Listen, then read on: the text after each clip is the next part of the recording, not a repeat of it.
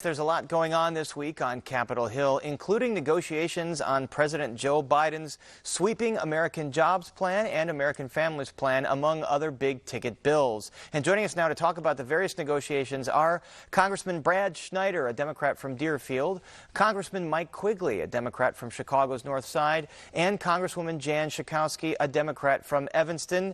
We should note that we invited every Republican member of the Illinois congressional delegation and some from surrounding states. None accepted our invitation, but we do thank you all for being back here with us. I want to start with the rapidly escalating situation in the Middle East right now. There are reported dozens dead in Israel and Palestine, attacks in Gaza, rocket attacks that have hit reportedly near Tel Aviv. Congresswoman Schakowsky, what do we know about the latest with this situation? Well, I know that there have been some calls to see if the Biden administration can help to de-escalate the violence right now. This back and forth has been continuing now for a couple of days. With the latest I saw were 28 Palestinians and 3 Israelis that have been killed. It's probably more than that by now. We need to see that de-escalation. Earlier in the week, I was saying that the evictions that Israel had talked about in East Jerusalem, that was a bad thing. And now we're on a whole different plane of So these are Palestinians in East Jerusalem being evicted as Israeli settlers come in, correct? That's correct. That's correct. But now what we have to deal with is this ongoing violence, and anything that the United States can do to de-escalate that. This is horrifying, what is happening now. People are running for their lives I know in Israel, and I know that's happening in Gaza as well. But Hamas has been lobbying over 400 missiles, and Israel has been retaliating with back toward them. And so Congressman, we have to stop it. Congressman Schneider, what can the U.S. do to de-escalate the situation? Should President Biden call for a ceasefire? Well, I think it's important first to understand that what's happening in Jerusalem in Sheikh Jarrah is a real estate dispute. The Israeli Supreme Court has put a halt to that. The source of the conflict with Hamas. Hamas has fired hundreds of rockets into Israel, targeting first Jerusalem and then Tel Aviv. Tel Aviv now with 40 to 50 rockets. 2 women were killed in Ashkelon. More than 200 rockets, probably at this point it's double that.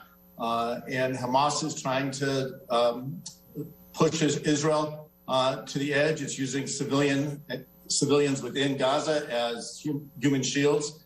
And this really rests on the shoulders of Hamas. The best thing that the United States can do is stand with Israel, defend Israel's right to protect herself, but to work with Israel and with our allies in the region to bring pressure on Hamas to stop the rockets and end this current exchange of rocket fire. Congressman Quigley, are you in agreement there that the U.S. should stand with Israel and that would be the best way to sort of de-escalate the situation at this point? Well, I think I agree that obviously Israel has a right to defend itself, and I condemn the rocket attacks. But we also have concerns about the situation in Jerusalem and want both parties to work those issues out. All right, let's move on to another pressing issue here, cybersecurity. Congressman Quigley, you sit on the Intelligence Committee. A major ransomware attack on the Colonial Pipeline in the East Coast. It's disrupted gas supplies all up and down the East Coast. What do we know about that situation at this point? Yeah, we got our first briefing on this as we're back in Washington this week, and I expect we'll be continually briefed as time goes on. What the FBI director said is important to note. This was a non-state actor out of Russia. Not the first of these attacks. There's been thousands, but it's obviously the first major attack on our critical infrastructure along lines of oil. I think the concern here is operating out of Russia, where they encouraged or protected by the Russian government, and then they need to be held accountable. But there's so many more layers here. I think our country needs to come to terms with the realization of these major hacks on a recent basis, and we need to do so much more. I think what will be seen soon is the possibility of an executive order involving minimum standards of protection on the public and private sector, as well as a vast increase in resources, including software, equipment, and training, and specialized workforce to address this issue. So more mandated protection from some of these cyber hacks. And here's what the acting director of the Cybersecurity and Infrastructure Security Agency told the Homeland Security Committee today about hackings like the one that we just talked about.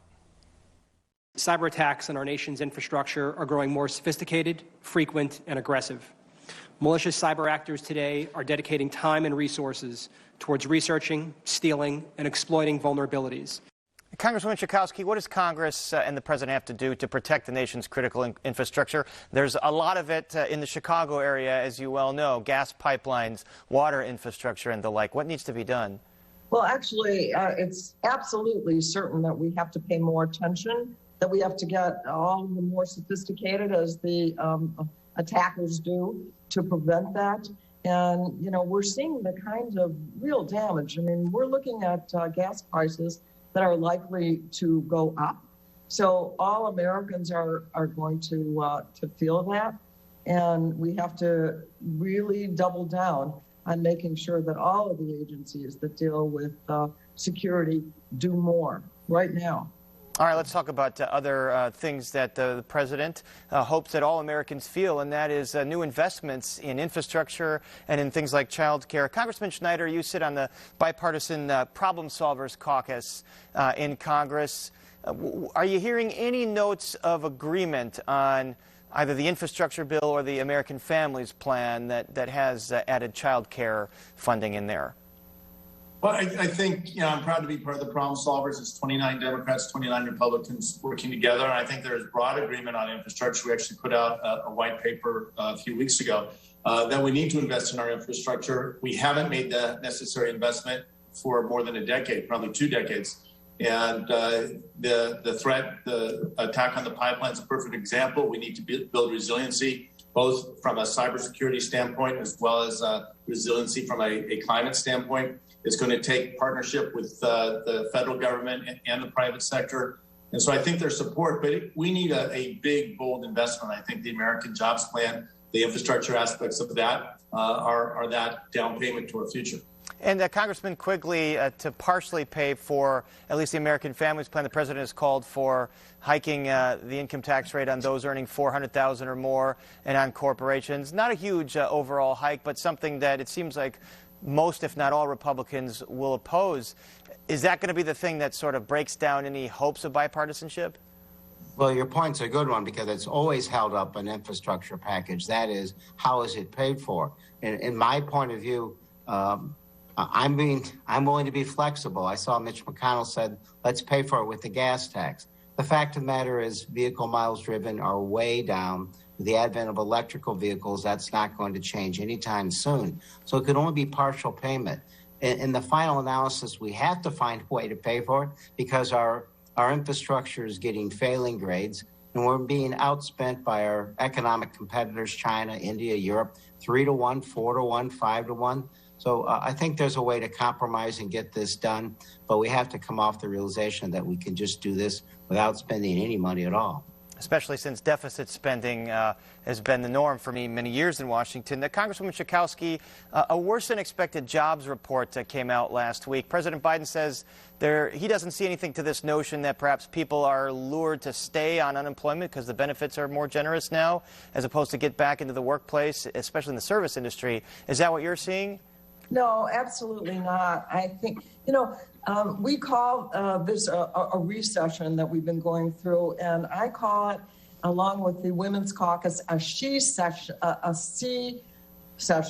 or recession, because it's women. If you saw those jobs numbers, all of the jobs that were increased were really, most of them were from men, and women have lost 2 million women in the workplace.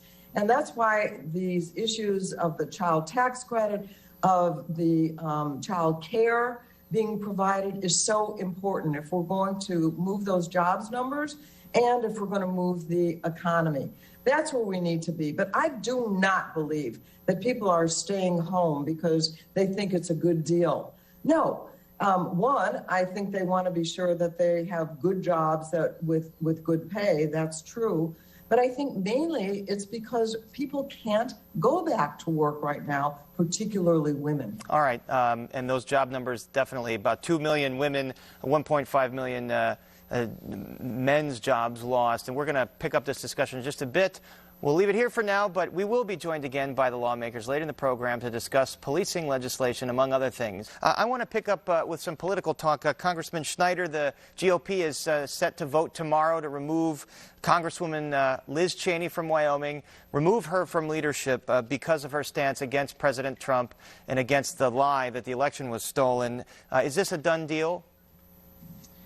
Everything I've read, it's a done deal, but I'll take issue. It's not because of her stance that they're removing her. It's because of the rest of the party's stance supporting the lie and continuing to argue that the election was stolen. It wasn't. It was a legitimate election. It's been called by the security teams the most secure election in our nation's history. And what we're seeing from the Republicans and across the country is a threat to our democracy. It's why we need to fight so hard to protect the franchise, to ensure that everyone in this country that has the right to vote also has the ability to vote. It's why we have to pass the John Lewis Voting Rights Act and H.R. 1, the For the People Act. And those have passed out of the House, as I understand, and they're stuck in the Senate. And this comes as many state legislatures, Republican-controlled legislatures, are passing bills to restrict voting. Congressman Quigley, what does Trump's grasp, not only Trump's grasp, but at least in the GOP, the fealty to the stolen election narrative, this bogus narrative of a stolen election, what does that portend for the midterms and for your ability to have any ability to get anything done? Look, I think it makes it a lot more difficult. It's interesting, what will the Trump reach be when he's not on the ballot? We saw in the off-year election, there was less turnout by pro-Trump supporters. We'll see what happens there. I think it's, though, a mistake to say this is all done because they're afraid of Trump voters. I think a lot of them believe that they're true believers, and the people who vote for them are true believers. My bigger concern is that there's 55% of the American public, for example, that thinks the attack on January 6th was really by Antifa. They were dressed as Trump supporters. And I don't know how to get past that misinformation and how we try to combat that to get people to understand how to vote in the democratic process. Congresswoman Schakowsky, the direction that the GOP has signaled it's going here, does that mean that there's no future for someone like Adam Kinzinger, your colleague here from Illinois, that's also taken a hard stance against lies about the election and against Trump? Well, the number of truth tellers is really sparse right now in the Republican Party, and I believe it's sheer cowardice. I mean, some of our colleagues know darn well that this is a big lie, and they are just so afraid to stand up to Donald Trump. But I was actually surprised to see that his approval numbers have fallen below 40%. That is Donald Trump's.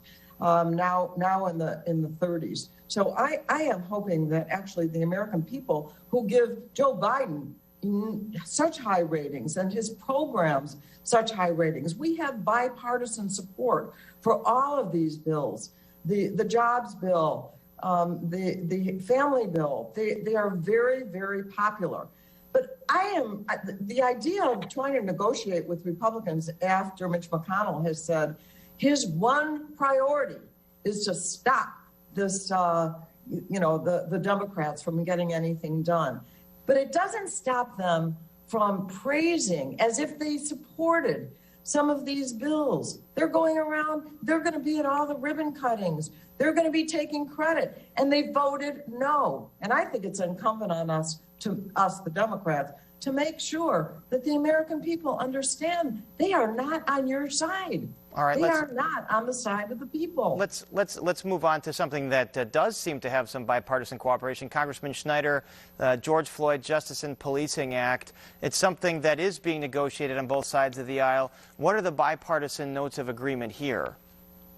Well, I think it starts with the need that we need to make changes in the way policing is done in the United States. What we saw last summer on every TV and on every video device, the murder of George Floyd, was not a unique circumstance. We've seen it time and again across the nation, and the call of the nation to act upon this and change that.